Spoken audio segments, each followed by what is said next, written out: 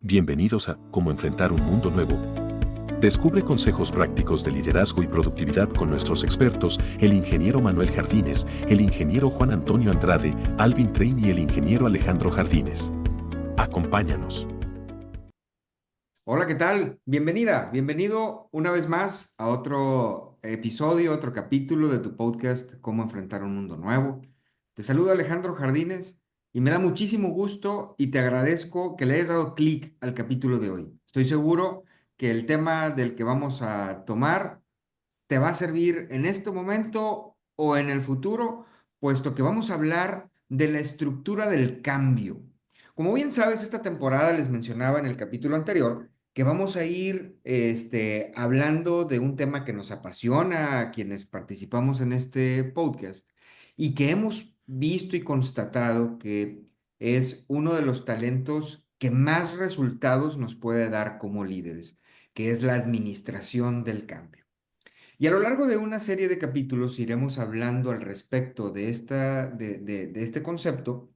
Y el día de hoy queremos hablar acerca de la estructura, es decir, qué pasos debe de tener o qué componentes, déjenme cambiarle mejor el término, qué componentes tiene que tener un proceso de cambio.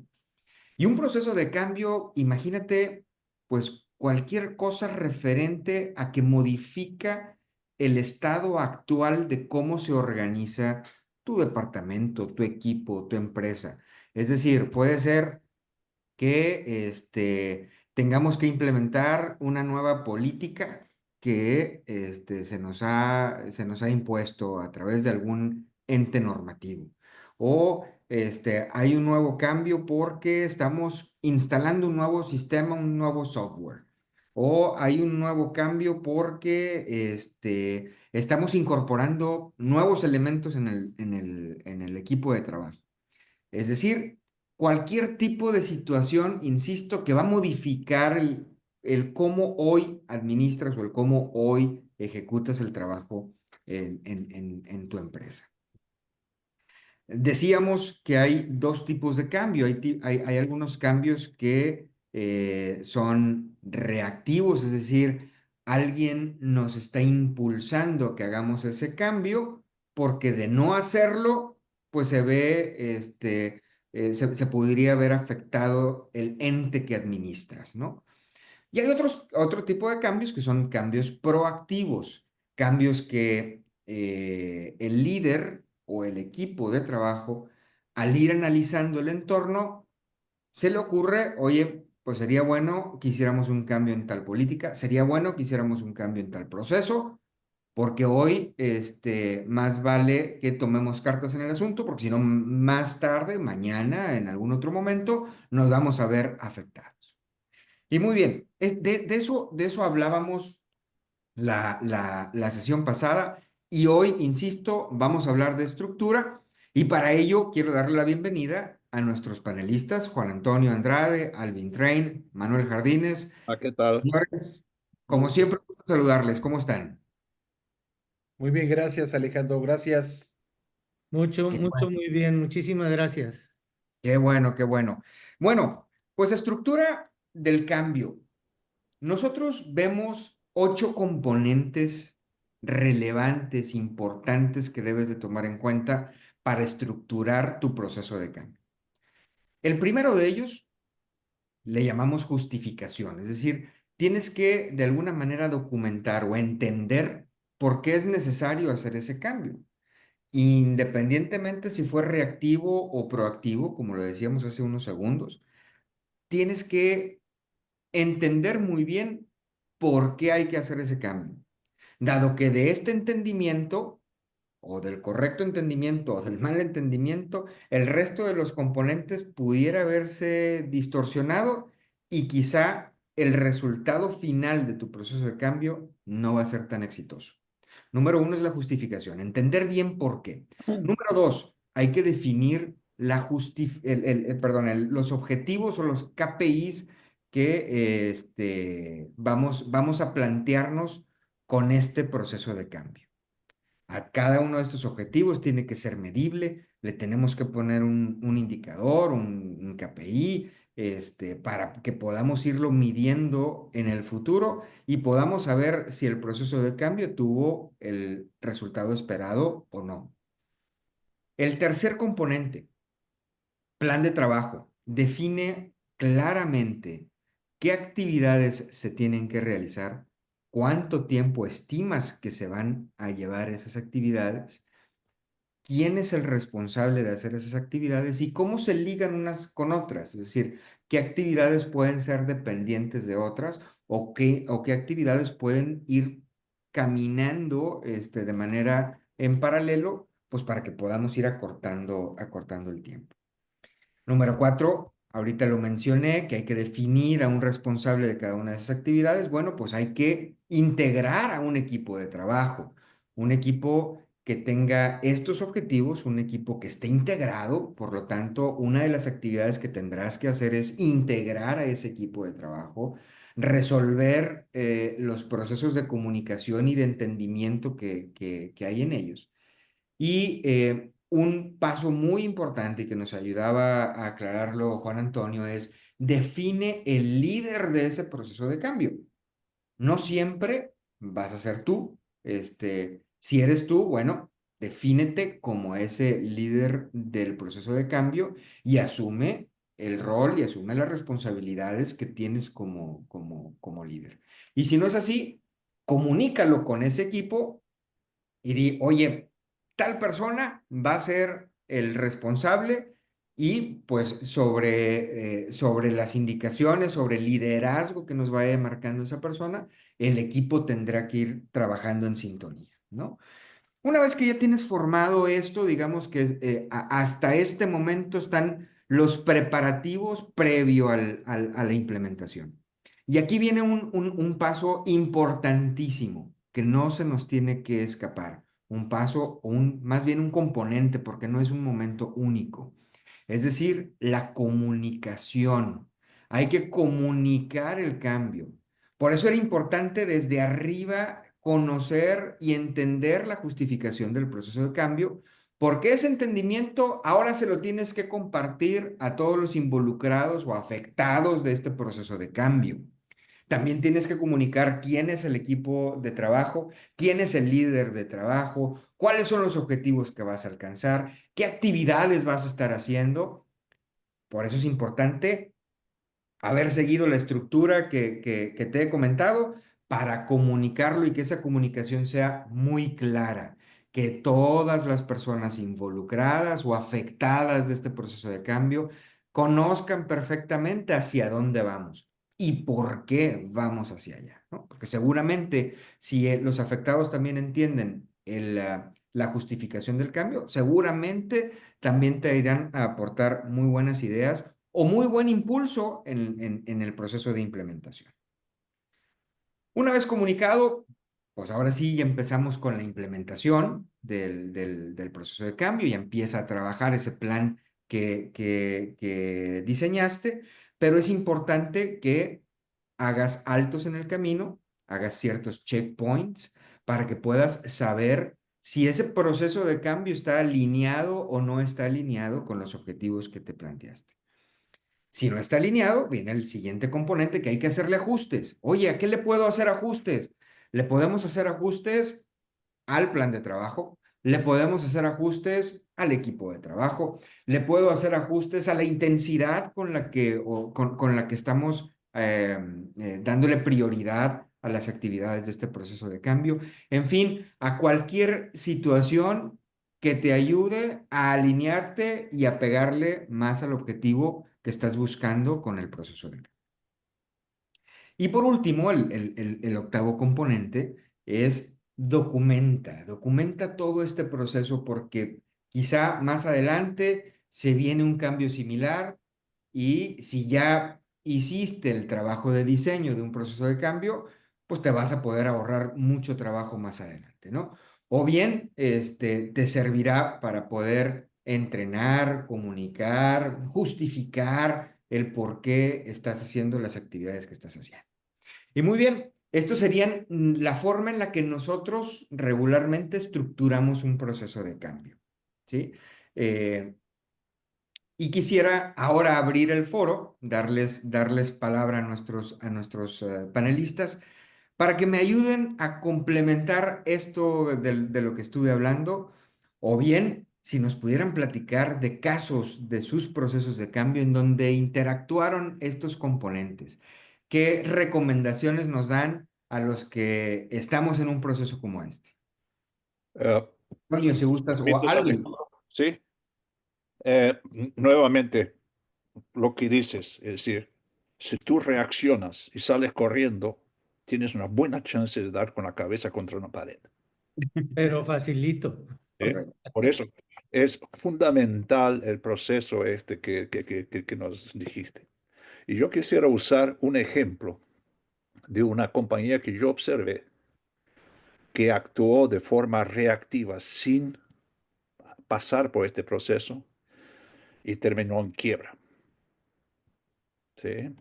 Es decir, el mercado de bebidas es un mercado muy competitivo, pero normalmente se pelea en tres o cuatro áreas diferentes. Uno es lo que llamamos mercado moderno, que son los grandes supermercados, los descuentos, los Costcos.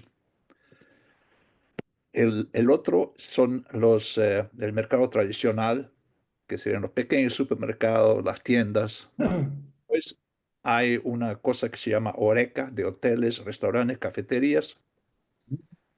Y finalmente están las tiendas de conveniencia que en algunos países todas las gasolineras tienen una. La, lo que pasó fue que una promoción de precio en un grande supermercado. De hecho, fue una promoción de precio donde supermercado estaba vendiendo el producto de la competencia por debajo de lo que estimábamos era el costo del producto, como una especie de gancho. Es Y decir, desde de principio se le iba a perder al producto. ¿Esa era la estrategia? la cadena estaba preparada a tener pérdidas Ok. con el producto, con el tal de atraer consumidores, porque se estima, y hoy día todavía es así, que aproximadamente el 70% del dinero que consumidores gastan al salir de compras en los grandes supermercados es por compra de impulso. Ujú. ¿Sí? Sí, soy víctima de eso. Sí. Ah, bueno, eso fue el escenario. La reacción fue que esta compañía decidió seguir a la competencia Mm. y bajó los precios. La competencia no estaba perdiendo dinero, estaba perdiendo dinero la cadena de supermercado. Lo que nuevamente motivó a la competencia de ahora ellos bajar los precios. ¿Sí? Y Claro. entraron en una espiral viciosa. ¿Qué pasó luego? La lista de precios que se usa para las distintas áreas de pelea que yo les dije, es decir, los supermercados históricamente, los grandes supermercados históricamente tienen los precios más bajos. ¿Sí?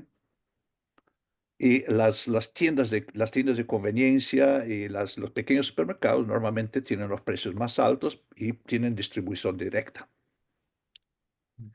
¿No? Si el vendedor va con su camión, lo que empezó a pasar es que estas tiendas, donde antes había un margen más alto, empezaron a comprar su producto en los grandes hipermercados. Así que cuando el vendedor llegaba, dijeron, no, no necesitamos el producto, ya lo compramos. ¿Sí? Claro, Es decir, para hacer claro. una historia un poco más corta, es decir, empezó a sufrir, el P&L empezó a sufrir, se rascaron la cabeza y dijeron, bueno, echarle mano al marketing, al dinero que tenemos para marketing. Y terminaron de cumplir la profecía. Ahora ya no tenían dinero para hacer promociones, no tenían dinero para hacer campañas, ¿no? Y el final de la historia fue una historia de 2 años aproximadamente. La compañía tuvo que declarar quiebra. Claro. Y todo eso porque reaccionaron sin saber de dónde venía el cambio. Es un vicio, si me permites construir sobre eso. Me hiciste recordar anécdotas importantes ahí en este caminar. Eh, y en una junta de directores de una reconocida empresa de aquí de nuestro país, México, estaban todos los directores de planta y les decía yo, a ver muchachos, ¿somos capaces o tenemos tolerancia de equivocarnos varias veces, pero no nos damos permiso de estructurar un cambio una vez? No, no, no, es mucho rollo, vamos a darle y empezamos, y les decía yo, señores, ustedes son directores, ustedes permitirían que sus muchachos reaccionen de esa manera. No, entonces les digo, vamos siendo consistentes y congruentes, Ujú. porque luego la sufres tremendamente la falta de esa estructura que nos comenta Alejandro, y está plagada la historia de anécdotas como esta, ¿no? Donde dices, caray, ¿por qué no fuimos capaces de sentarnos unas cuantas horas a hacer una estructura bien? Comuniquemos las cosas bien, hagamos las cosas bien. No, córrele porque ya no hay tiempo, ¿sí? Y le digo, ¿y entonces de dónde sacaste el tiempo para resarcir el montón de errores que te empujó esa sobrereacción que estás teniendo acerca de un cambio? Sobre todo cuando es reactivo. Sí, dice, no, es que cuando yo lo voy a planear, lo planeo despacio y esto y el otro, pero esto me lo impuso el entorno, me lo impuso el gobierno de mi país, etcétera. Y ahí es donde cortamos las alas de la planeación. Lo dejamos a que se vaya caminando, aunque tenga que caminar varias veces el camino, ¿no? Toño. Déjenme enriquecer los valiosos comentarios de los dos, Alejandro, Sí, gracias. y a nuestros radioescuchas. Les voy a hacer un comentario, una recomendación y les voy a dar un ejemplo que espero les abra los ojos. Mi comentario muy completa la teoría con los lineamientos que expuso Alejandro. Señores, tienen que seguirlos uno por uno. No pueden evitar uno. Y lo primero que van a enfrentar, ya justificaron, definieron, establecieron el plan. Cuando ustedes comuniquen la propuesta al equipo, ahí van a nacer los primeros ajustes al plan, porque habrá quien te abra los ojos más, te señale situaciones que tú no has visto. Es verdad. Comentario, debes de tener apertura. ¿Sí? Ese es mi comentario.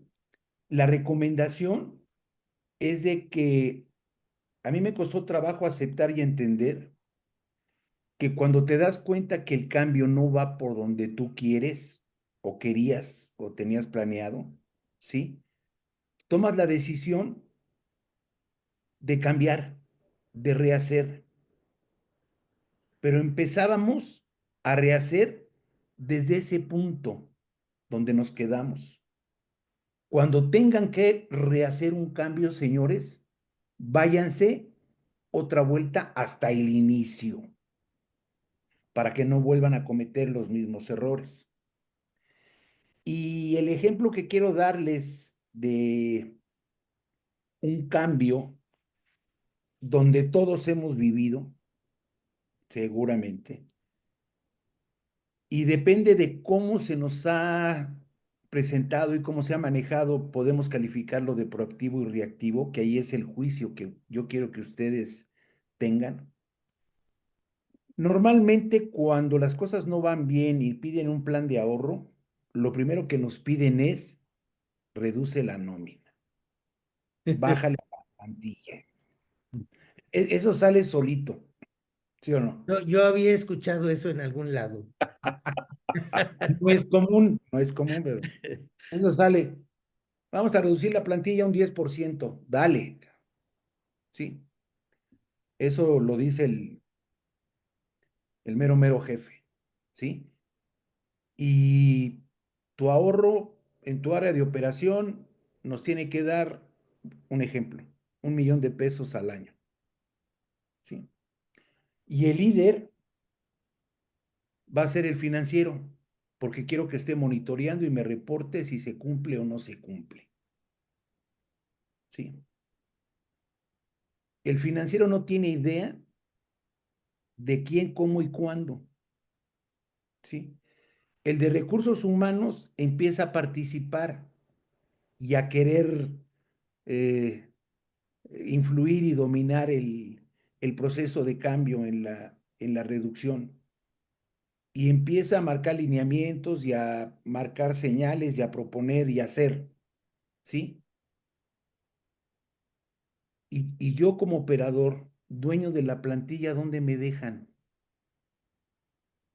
Tuve que levantar la mano para decir, el líder soy yo. Yo voy a decir quién, cómo y cuándo y los porqués que convengan a mi operación, a mis resultados. Correcto. Tú financiero me tienes que reportar semanalmente cómo va la reducción de la nómina. Tú recursos humanos me tienes que ayudar en el proceso de salida del personal. De selección sí, pero la decisión es mía. Tu aporte es ayúdame en el proceso de salida, ¿sí? Porque también me tocó ver casos donde el de recursos humanos como dueño del, del liderazgo de ese proceso de cambio, decidía correr a los más nuevos porque costaba menos la liquidación, cuando yo había contratado especialistas últimamente por requerimiento del proceso, Claro. ¿sí? Y yo pretendí y busqué siempre en este momento quitar a las personas que no estuvieran muy acordes a lo que estábamos haciendo y buscando, obvio con mucha evaluación. Pero eso puede ser un proceso reactivo y proactivo, ¿sí? Y cuando no se daba, tuve que entender que tenía que irme al inicio. No, Si me permites construir sobre ello, es tanto como decirte que vas 8 cuadras de diferencia del desfile y quieres empezar de ahí mismo, pues, teacher, tienes que regresar a donde va el desfile y de ahí planear cómo vas a hacer. Y esto trae consigo una serie de situaciones que yo creo que las hemos vivido los cuatro, y quizá muchos de nuestros radioescuchas, que es ahora le vas a tener que aumentar ese resarcir el atraso por tu reacción a tu plan ahora con menos tiempo y quizá con menos recurso, tanto de gente como de dinero. Entonces, tengamos mucho cuidado. Es una muy fuerte la recomendación que estás mandando, Juan Antonio. Sí, es que todo para el líder es alimentar su confianza, fortalecerlo. Claro. Y mencionaste una característica que muchas veces se nos olvida darle a los líderes. Regularmente cuando delegamos algo, les damos la responsabilidad a alguien, oye, pues ahora este es tu trabajo y tú lo tienes que lograr y aquí están tus objetivos y aquí está tu línea de tiempo, pero se nos olvida darles una característica esencial que es autoridad, ¿no? oye, es que, ¿cómo va a ser Alejandrito que va a tener la autoridad de esto? Pues si le diste la responsabilidad de que tomara este proyecto y sobre él vas a evaluar su desempeño, es justo que también le des autoridad para que él pueda realmente liderar el proceso de cambio, administrar las actividades, administrar al equipo de trabajo que va a estar, que va a estar colaborando con él, porque si no sería un tanto injusto que sí le demos la responsabilidad a una persona, pero la autoridad después la supeditamos a políticas o la supeditamos a otros departamentos, a otras personas, y lo hemos visto en algunas ocasiones, no tiene buen final, ¿no? Al final, regularmente lo que sucede es que el proceso de cambio no fue exitoso, y quien tuvo que pagar los platos rotos fue el Alejandrito o el líder que pusiste en ese proceso de cambio, porque pues no la hizo. No, pues ¿cuál no la hizo? No le diste las facultades adecuadas para que él pudiera hacer ese proceso de cambio. Así es. Y la ¿Y qué tal si le responsabilidad sale bien? es que hay Ya Ah, cosas, saben, ya saben quién se lleva el reconocimiento, ¿verdad? consideraciones como la autoridad y la responsabilidad que nunca pueden ir separadas. sí. Jamás. Si no, Alejandrito tiene que estar corriendo de ida y vuelta al jefe para pedir la autoridad para cada paso que toma, ¿no? Ah, entonces también lo has visto, Alvin. Yo, Muy bien. lo he Algo que me visto, ayudó mucho, lo he algo que me visto y ayudó tengo... mucho a cambiar esa visión, eh, cuando yo decía, es que él no puede ser, él no debe ser. Y el gran jefe me decía, pero ¿por qué? ¿Por qué? Nada más pregúntale a él el por qué. Ese por qué de lo que estás viviendo, muchos de los líderes señalados no lo sabían. Pero es decir, nosotros estamos usando la palabra líder mal aquí, con disculpa, porque un líder, entre comillas, que delega responsabilidad sin dar la autoridad, no No, es un nuestro. no, tienes razón, Alvin. Una disculpa, señores. Correcto. Eh, el responsable, Ujú. ¿sí? O el más afectado, o el directamente afectado. Muchas veces el responsable o el jefe o el mero mero, como decías, tiene otras agendas. No, es decir, no quiere tener que perder su tiempo con el tema. Y, y lo delega, no lo delega, se lo tira a alguien. Se lo encarga. Y eso nosotros todos lo hemos visto en nuestras carreras. Oh, sí. Oh, sí. Desafortunadamente es una mala praxis Ajá. de compañeros que deberían ser los líderes, pero se conformaron con ser jefes. Entonces, ese es un grave problema que conlleva un proceso de cambio.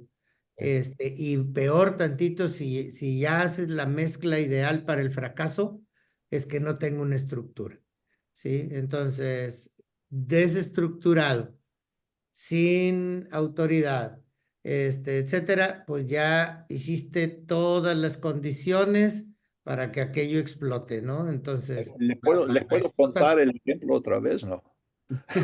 Sí, sí, sí, sí, sí. Ahora, Alvin tocó un tema que se me hace muy, muy relevante, ¿no? Y con un caso real y con un caso práctico. La falta de seguir un proceso y el querernos brincar un paso de los componentes de la estructura del cambio para ahorrar tiempo, ¿no? Y eso lo hemos visto en muchos casos. En Turning tenemos la oportunidad de poder participar en varias empresas y no me ha tocado una hasta el momento en donde exista un directivo que tenga esa capacidad de paciencia, déjenme lo pongo entre comillas, como para decir, a ver, vámonos siguiendo el método, aceleremos el paso para que este método lo hagamos rápido, pero no nos brinquemos una letra de la estructura, porque nos vamos a poder meter en problemas. Seguramente yo creo que los tres se enfrentaron a jefes en donde les presionaba para que el resultado fuera lo antes posible, ¿no?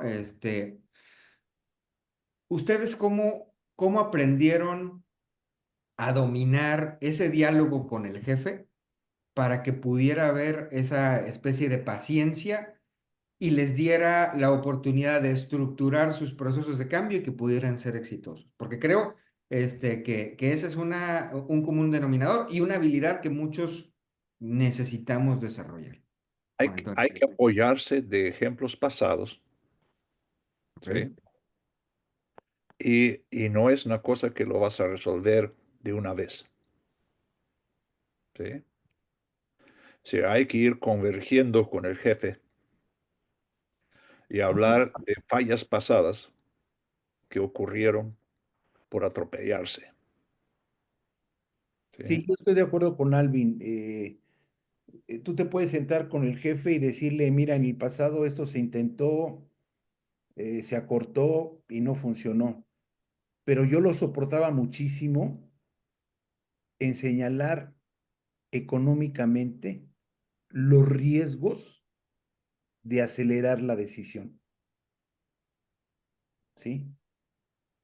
Porque definitivamente en lo económico es en lo primero que te ponen atención.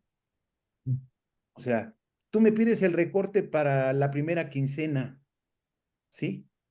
Los puedo correr mañana, pero voy a afectar este proceso, no voy a tener esta información, me van a faltar estos inventarios y voy a empezar a tener diferencias, mermas, etcétera, y me va a salir más caro el que se vayan rápido a que yo ordene bien los huecos que voy a dejar con la salida del personal. Y entonces, no me des una quincena, dame 3, ¿sí? Tú con el compromiso de que sí, ya habiendo aceptado ese comentario de el costear el riesgo y haberlo expuesto y entendido por los demás, estás comprometido a que en 3 quincenas ya empezabas a dar el resultado, ¿no? Y a sostenerlo. Déjame decir, como dice Juan Antonio, déjame enriquecer los dos comentarios valiosos de ellos.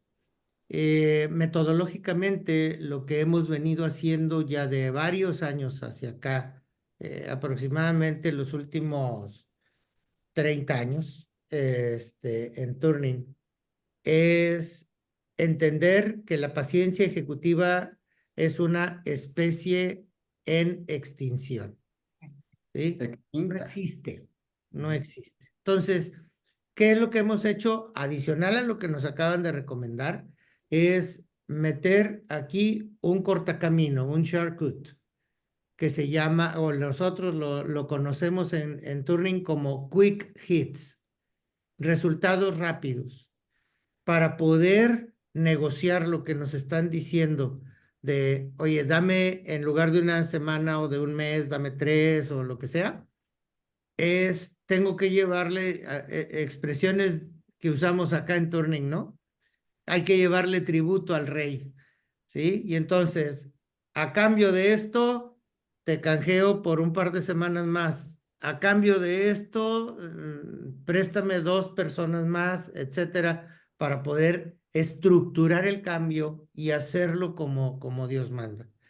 En esta misma semana estamos por arrancar un nuevo proyecto que ha venido siendo atrás de una serie de negociaciones con la dirección general de dicha empresa, precisamente para decirle, a ver, ¿cómo lo podemos hacer autofinanciable respondiendo a las necesidades de tu mercado actuales que entendemos, pero no cambiando la estructura del propio proceso de cambio, que va mucho más allá que ahorita responder a esta necesidad inmediata?